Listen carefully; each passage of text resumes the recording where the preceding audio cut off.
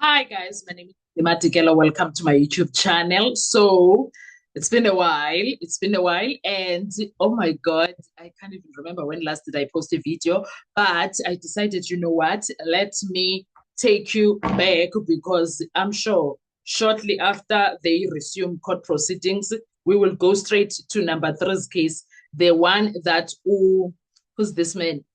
Usibanda is in a hurry to hear.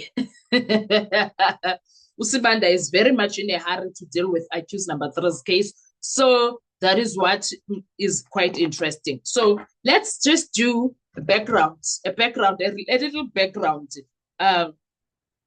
when it comes to accused number three's case. And according to what we know so far, that was brought forward. Okay. So looking purely through the lens of accused number three, Mthobisi Mncube's version, rather than the state's one. Okay, let's start there. The case takes a very different shape from what he counter Ntontoni in that courtroom. It's important to also separate what the defense says, what the state alleges, and what has actually been proven in court so far. The trial is still going on, and we are coming back on the 20th of July. I think it's 2 weeks to go now. So the final determination of guilty or innocence has not been made yet. You would also remember that. Now, accused number three's central position, Mncube's defense has constantly maintained that he did not participate in the murder of Senzo Meyiwa. He was not one of the so-called intruders who entered the Khumalo home, and the investigation was built backwards.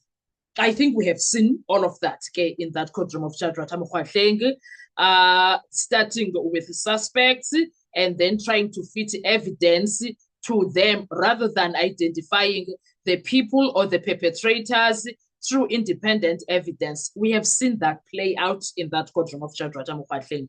Much of the state's reliability, much of the state's case depends on witnesses whose reliability has been dealt with thoroughly by the defense, whose reliability, guys, note this, that reliability has been dealt with.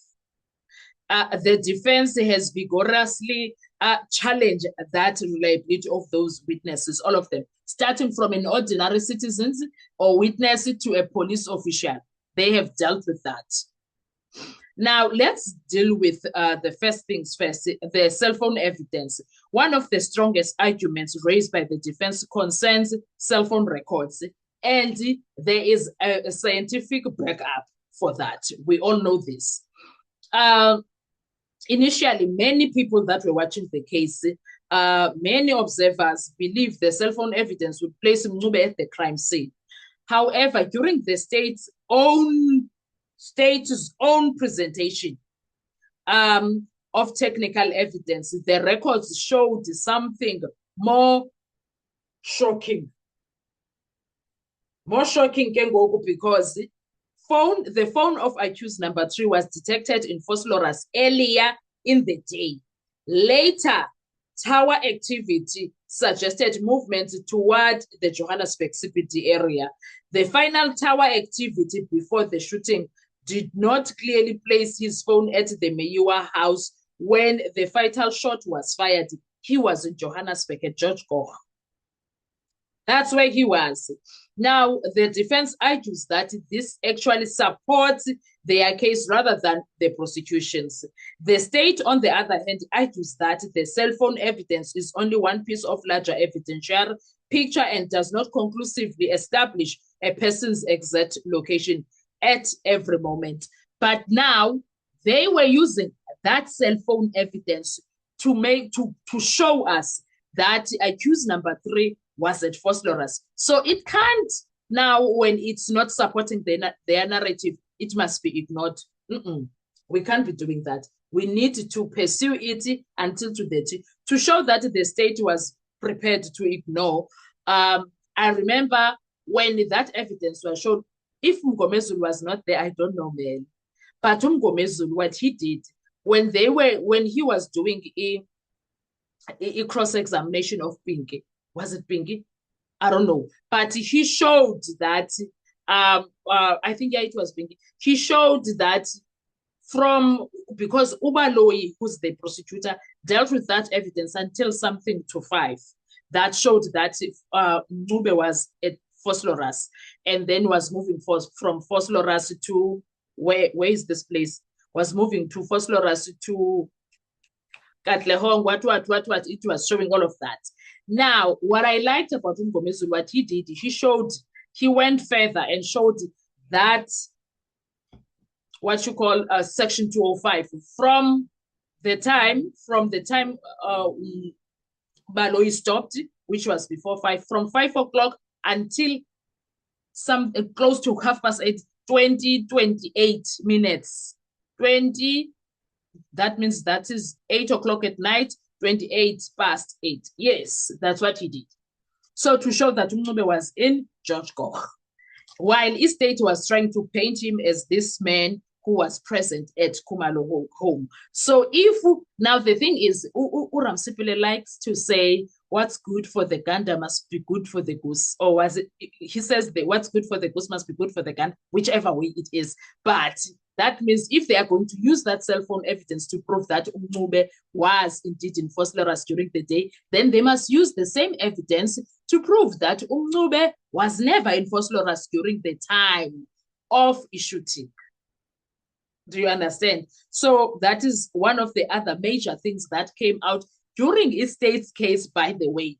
Ncube's case is still coming. All of this, he got taken out of this entire situation by the very state with their very own evidence. How weird is that? It's weird, ne, for their side, but you never know with God. And then there was also the issue of the eyewitness identification. The state alleges that Ncube was the dreadlock intruder carrying the firearm. The defense attacks this from several angles. Eyewitnesses experienced an extremely traumatic event.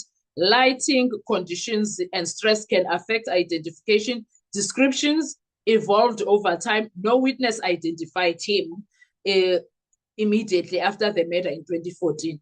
Now, this is very important, okay? It is a very significant issue because mistaken eyewitness identification has been recognized in many legal systems as a potential source of wrongful convictions. Whether the court accepts the identification in this case depends on its assessment of the witness's credibility and the corroborating evidence. And at this point, yes, Ncube had dreadlocks, but the descriptions that they gave, Ncube's dreadlocks were very long. And that day, his dreadlocks were not loose. They were tied up. And the person that they draw their dreadlocks were up to the ears. Ncube were there at the back, in his back. Okay? So he had long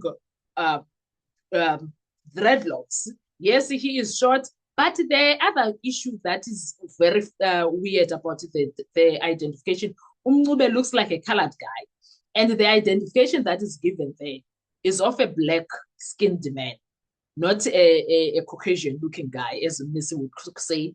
And these things, that the others said he was dark-skinned, the others said he was brown and shiny. That's not how you describe a person. And Ncube, colored,